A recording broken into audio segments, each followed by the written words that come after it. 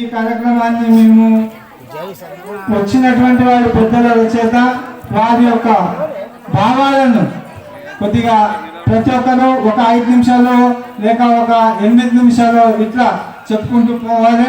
మరి ఇంకొక విషయము, వచ్చే నెల 10 తారీఖు శ్రీమద్ భగవద్వాసిష్ట సిద్ధాంత సాంప్రదాయకులు శ్రీ శివరామ దీక్షిత పీఠస్థులైనటువంటి శ్రీ మాతా వీరమాంబ సమేత శ్రీ సదానంద కస సిద్ధాచల స్వాముల వారి ప్రియ శిష్యులు మద్గురు దేవులు శ్రీ మాతా సుశీలమాంబ సమేత శ్రీ సదానంద మంత సాయినాచల స్వాముల వారి 5వ వార్షిక పాదుక పూజా మహోత్సవము వచ్చే నెల 10 తారీఖు 3వ నెల 2025 సోమవారం నాడు బంగారు గ్రామం లోపల రామిరెడ్డి వారి స్వగృహం లోపల వారి చేత కుటుంబ సభ్యుల చేత భక్త బృందము చేత 5వ వార్షిక పూజ జరపబడుచున్నది.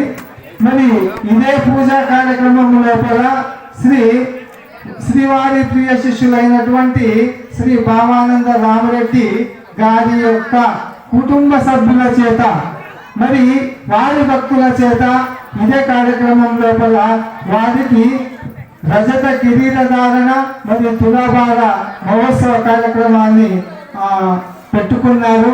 కాబట్టి ఈ 2 కార్యక్రమాలు ఒకటే రోజు అంటే నాయన గారి యొక్క గురు పూజ లోపలనే చేయడం జరుగుతుంది. కాబట్టి ప్రథమంగా నాయన గారి యొక్క పూజ, తరువాత రజత కిరీట ధారణ మరియు తులాభార కార్యక్రమం జరపడం జరుగుతుంది. కావున అందరూ కూడా 9 తారీఖు రాత్రి వరకు బందరు గ్రామానికి చేరవలసిందిగా మనవి చేస్తున్నాము. ఇది రామరెడ్డి స్వాముల మాట. వారు ఈ కార్యక్రమానికి రాకపోవడము, ఈ ఇంజమూరు లోపలనే ఈ రోజు కార్యక్రమం ఉన్నందున వారు అక్కడికి పోయింది, నువ్వు అక్కడికి పో, ఇక్కడ కార్యక్రమానికి మన భక్తులకు మనం చెప్పుకుందామని చెప్తే తాను అక్కడ పోయిండు. మరి అందరూ కూడా తప్పకుండా రావాలి. పెద్ద కార్యక్రమము, మరి మహా ఖర్చుతో కూడుకున్నటువంటి కార్యక్రమము. మరి అటువంటి కార్యక్రమము ఈ రోజు ఈ సాంప్రదాయం లోపల మన శాఖ లోపల మన నాయన గారి యొక్క భక్తులకు ఒక కార్యక్రమం జరుగుతున్నది అంటే మనమందరం కూడా సంతోషంగా పడాలి. ఎవరం కూడా, ఎందుకంటే మనం గురు పూజ చేసేటప్పుడే ఒక మాట అంటారు, ఏది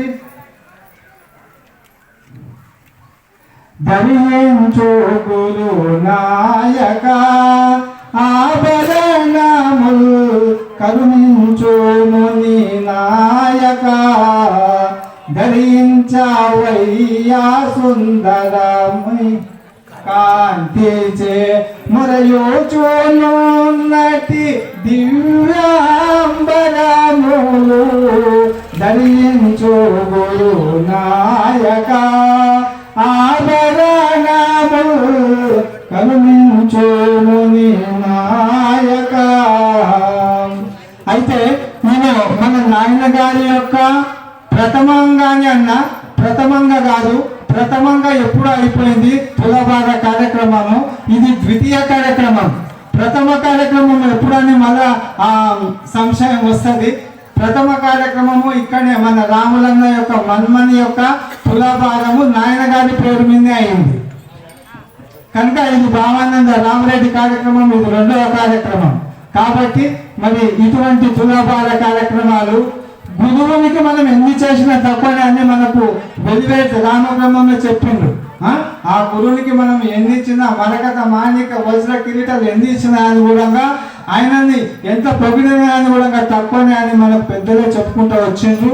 మరి దండకం లోపల 2000 నాలుకలు ఉన్నట్టు ధర్మీకర స్వామికైన వశంపే మనీ దేవత ముఖ్యమైనంత వాడన్ నలుండన్ జటుండన్ కలుండన్ మిటుండన్ కుబుద్ధిన్ దురాచారుండనయ్యా అత్యంత నీచుండనయ్యా వృషాభాషుండనయ్యా అని ఆ గురు పరమాత్మని కీర్తించడానికి నా ఒకనాటి సరిపోదు.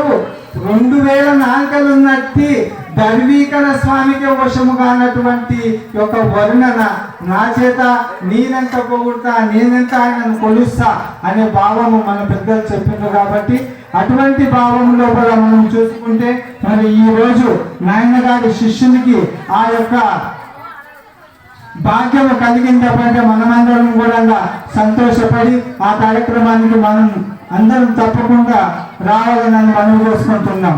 మరి అని అన్నారు మనకు పెద్దలు.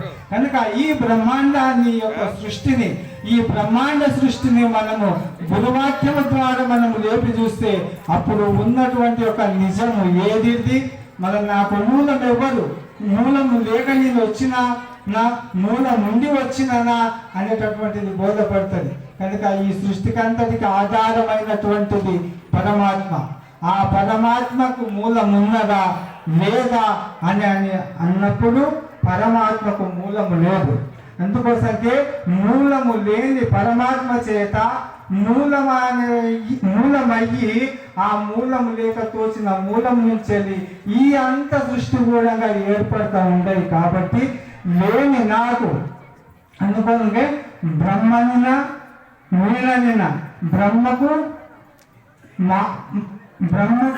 మాయ ప్రబలంపై బ్రహ్మందు లేక తోచిన బ్రహ్మ సువి అని అన్నారు. కనుక లేని అహముని అంతక ఉంది, ఆ లేనే లేదని మూలము లేని బుద్ధుడికి శరీరం ఏమి లేదని తెలుసుకొని గురువాక్యము చేత ఆ యొక్క పరమ గురు దేవుణ్ణి మనము నిత్యము భజించుకుంటూ, కీర్తించుకుంటూ, స్మరించుకుంటూ అహం రహిత నిష్ఠోభవ పద్ధతిగా లేని నాకు, లేని నేను. అందుకోసంకే లేని నేను ఎన్ని కోరిన కానీ కూడా అవి లేనివే అవుతాయి. మరి నేను ఉండి కోరితే మరి నేను ఎప్పటికి ఉంటున్నానా? ఉండి కోరనికే ఉండి కోరమని అనుకుంటా, కానీ నేను ఎప్పటికి ఉంటున్నానా? కోరిక ఉండగానే లేకుండా పోతున్నాం. కాబట్టి నాకు మూలము లేదనే వాక్యము గురువాక్యము చేత యథార్థమైతే మూలము లేనిది, మూలము కానిది ఉన్న ఉత్తబట్టబడినటువంటి పరిపూర్ణ పరబ్రహ్మమే శాశ్వతంగా ఎప్పటిగా ఉంటుందని, అదే నిత్యమైనటువంటి సత్యమైనటువంటిది పరమాత్మ అని మనకు పెద్దలు తెలియపరిచినారు. మన అటువంటి యొక్క స్థితి సద్గురు పరమాత్మ సదా మాకు ప్రసాదించాలని సద్గురు దేవుని వేడుకుంటూ ఇంతటితో విరమించుకుంటున్నాము. జై సద్గురు.